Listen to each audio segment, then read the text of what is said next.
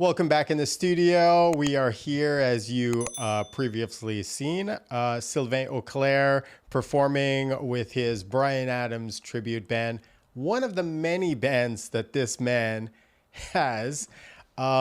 Sylvain, welcome to the show. Thank you so much for having me, guys. Yay. Oh my God, yeah. It would be silly not to have you, since you're part of the bass band family for years. And let's go. We're not going to go all the way back. We're going to go a little back, something like over 20 some odd years. The first time I saw you was as a client. Yes. You walking into Steve's Music. Yes. And you were on tour, had a problem with your Music Man bass. Yeah. I thought you looked quite young to be in a band. How old were you? And you were playing with Heaven's Cry at the time. That was in 90, 93, 94. And I was with Mick Miette, who is a famous guitar player here. You know, he's worked with Eric Lapointe, or he's still playing with Eric Lapointe. And he was in Heaven's Cry, one of my original bands back then. And then we were playing a show the previous night. And just like a random thing, just before going on stage, he grabs my bass. He goes, your action is a little bit high. I can fix it for you. So gets the Allen key in the truss rod, and the action just jumps. So basically, it was a defective truss rod. And I had to play the entire show with an insane action. It was like Great. So you still did the gig. The show must go on, The show my must friend. go on. Yeah. And the next day, that's when I met you for the first time, because he had the idea, well, let's go to Steve's Music, because that's where my ex-girlfriend at the time had purchased the bass. Because it wasn't even my bass, it was my ex-girlfriend's bass. Oh my God. Because I own a 4-string, and she had just recently bought a 5-string. In our repertoire, we're doing some songs with the low B string. And so that was very exciting for me. So fast forward to the next day where we show up at Steve's. I meet you for the first time, and I got to say, the way you que tu nous as accueillis. Yeah, the way I greeted you, or yes, the service. like super friendly. Right. And you reached out to the owner. Steve was there, and you said, "Oh, this is a super, a great client." You pitched him, and made me feel important, made me feel taken care of. And so that's when I met you for the first time. I'll pay you later. Now, was this like an instant bromance? Did you become friends from that point, or not really? No. It was just part of the music yeah. family. Okay. It was part of the another one added to the list of the music family that I cherished and that I never forgot. And then fast forward, Sylvain was working at HMV. Yes. We all worked at HMV Right? at some point. Megastore. Right? So But it wasn't a small thing for me, because previously I had worked in manufacturers. I was a tailor. Really? Yeah. Like, cutting textile, doing special orders for clients that wanted a specific shirt, So, anyways, but I wasn't playing in the industry. I wasn't part of the industry. Okay. I was a working musician because I was playing gigs, on the weekends, or back then it was like 5 days a week. We were playing from Thursday to Sunday. Right. In the clubs. There's a lot more places to play in the city. But HMV for me was my first job where I was actually working in the industry, selling albums or, promoting artists. And that's when my first job where I felt I was actually contributing to the industry. You got to talk about music all day. All day, and I must have sold like so many copies of that Peter Gabriel Secret World VHS. But anyways, I was working in the rock department first, but then moved into the video department, and that's where I met a friend of mine, Mike Chuba. And we still go out. He's in Calgary now. All right. Yeah, anyways, but when he comes to town, we hook up. We go eat a ramen or what. So I initially asked Mike Chuba if Who he was a wanted client of Bass who is Bin. a client of Bass Bin. Mike Chuba is in the theater industry now, but Yes. I asked Mike. I said, "Hey, would you like to have a job at the studios, you know? And he says, well, actually, I don't think that he was going to be sticking around for long, but he said, I have a great fit for you. And it's Sylvain Auclair from Heaven's Cry. And I was like, are you kidding? Hell yeah. Sylvain came in the door. You walked in. You talked to me. We talked for like probably 10 minutes. And I was like, yeah, you're hired. I remember it went like so fast. We talked maybe for like 10 minutes, like you said. Then all of a sudden a client came, and off you went with a keyboard amp. You know, oh, I got to go and take care of the clients. And yeah, and that's another thing. Then working at Basebin, I was even more in the industry now. So many people that I've met, so many. It's insane the amount of people that comes through these doors and throughout the years, you know. So I started. That was in 2000. That's when I started working with Albert at Basebin. 23 years. Yeah. Yeah. It's a long friendship. Yeah. That's crazy, right? Yeah, it's insane. It's insane, and it's such an important part of my life, because that's when it gave me not only the opportunity, which is I am super grateful, but also the advantage of working in the industry and of having a boss that understands my reality, which is I want to be a working musician. I'm a working musician, and sometimes I'll have to go on tour. Sometimes I'll have to take some unconventional days off, which you don't get in a regular day. The bosses don't understand. Your priority is the job, and if you don't comply to the standards of that, then it's sorry, but next. But so that's it. So I mean, for me, it was like super important. Like I felt in a way that I've made it, you know, in the sense where I was exactly where I needed to be, and for the first time.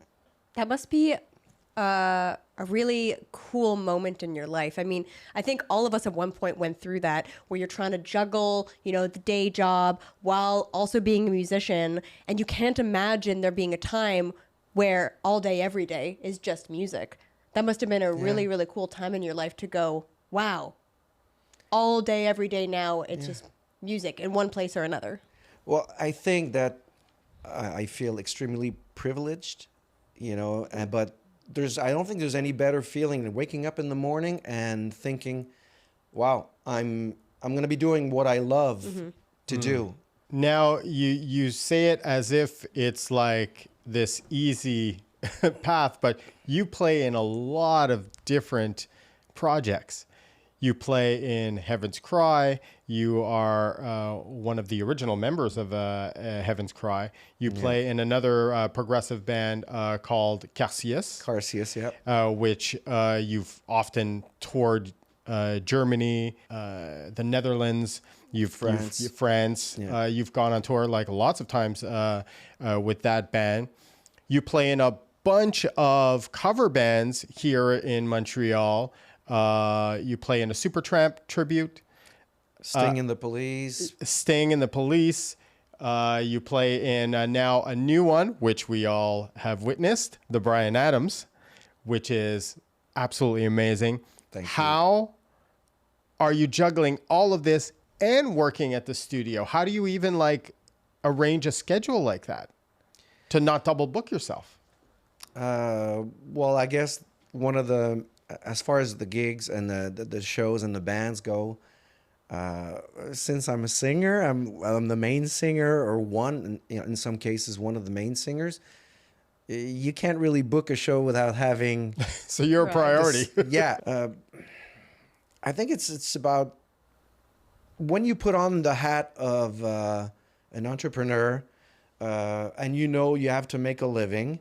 And you know also that if you have only one project and you think that one project will suffice in order to pay the bills and you know, to provide for you, then if that project ends or dies or unfortunately, or if something happens, then you're left with no options. So you have to diversify yourself. So it's not just bands, or tribute bands or original bands. Working industry, like I said, bass band is a second home for me. And if not, and doing some vocal productions at home, even recording some karaoke's for a couple of companies, one in Toronto and another one here in Quebec, doing some video editing, or... So you have to You have to diversify. diversify. Yeah. You don't have a choice but to have a lot of different talents to be able to sustain yourself and to Websites, work in the so, yeah. industry. So Yeah. I think a lot of people put too much emphasis on trying to be a star, Right. and they forget about all the other different ways that they can actually monetize from the industry. And so was that a conscious decision, or did you just like say, well, if this band isn't really taking off, well, at least I have this, and I think that the way it happened for me was I was playing with Heaven's Cry. Like we started playing in clubs. 89, I was 17. another one. Yeah. We meet. We have a lot of artists that are playing in the live scene, like starting at 17, 18, 19, like really, really young, Yeah. getting their feet wet. Well, practice makes perfect. So the more you do something, and especially if it comes from because you're saying, if people want to attain a certain status of being a star, which I don't think really exists, it's more a status that people bestow upon you. But I mean, personally, I think it all comes from the place where are you passionate about this thing that you do? And then you're doing it for the right reason if you are, or the right reasons. And then once you do it for the right reasons, then whatever the adversity that you might face, whatever might happen, it's an essential part of you. You need to do this. It's like eating. It's like, sleeping, or it's love. It's, so you're doing it for the right reason. Then everything starts to happen because you're so passionate about this thing. For me, it's music. Since I was like a super young, my family had a huge record collection, and they let me listen to. I was like 3 years old, and I was singing in front of the family, at dinner parties and so on. But music was part of my life at such a young age, and I developed a passion for music, falling in love with Elvis Presley, and then Michael Jackson, and then Motley Crue, and then it goes on, because music is a universal language. It transcends all generation, race, color, creed. It's universal. But for me, I was so passionate about music at a young age. I knew that's what I wanted to do in life. The question was, how do I get there? I think if you're passionate about something, it doesn't matter how long it takes, but you eventually find the tools and to continue doing in life what you're passionate about, So let's talk about those tools a little bit, because you were saying to yourself, how do I make this a reality? This is what I want to do. And right now you wear a lot of different hats: singer, songwriter, musician, sound engineer. Did you at some point decide to go to school for this so that you could kind of have all of those tools that you're talking about? We weren't very fortunate when I was young, so that's one of the main reasons why I started working in the textile industry, to be able to help my mom, support the family. And so it wasn't in the cards for me to go to school. My mom didn't have the finance to support me to go to school. And to be honest, I was already playing in bands, playing in clubs, writing original material. So basically, my days for me were I get up at 6:30 in the morning, go to the manufacturer, finish at 4:30, come back home, and then go off to rehearsal and rehearse until like 12:30, 1 o'clock in the morning, and come back home, sleep 4 or 5 hours, and repeat. Because for me, that was the cycle. So going to school for me was, in a way, I was already learning from being around other older musicians than me. Learning by doing, playing shows. I was already doing the thing that I wanted to do. For me, in my mind, school, I was actually going to school, the school of life, the school of actually doing it for real.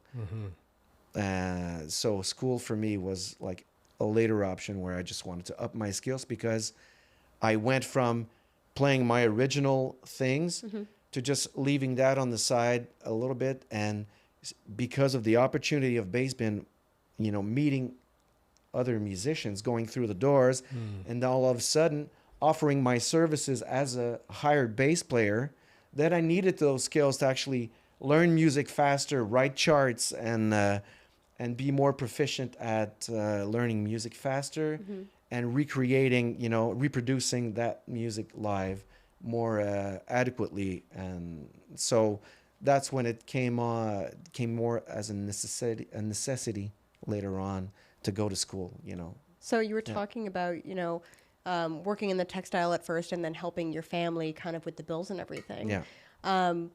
You eventually made the move to music. Were your parents and or your family supportive of that move?